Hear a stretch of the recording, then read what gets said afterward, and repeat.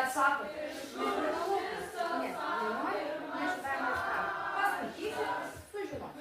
Nereikia. Klausykite. O kas yra narcisizmas? Antikos dievaitis. Įsimylėjęs save. Kiauras dienas gulėdavo virš vandens. Virš lepės. Virš vandens gulėdavo ir grožėdavosi savo aplinką. Sykį jį apkabinęs, nuskendo. Kodėl jie pavadino? Iš savimylės. Tai nejaugi nežinojo. Kaip jo atvaizdas vandenyje. Nežinau.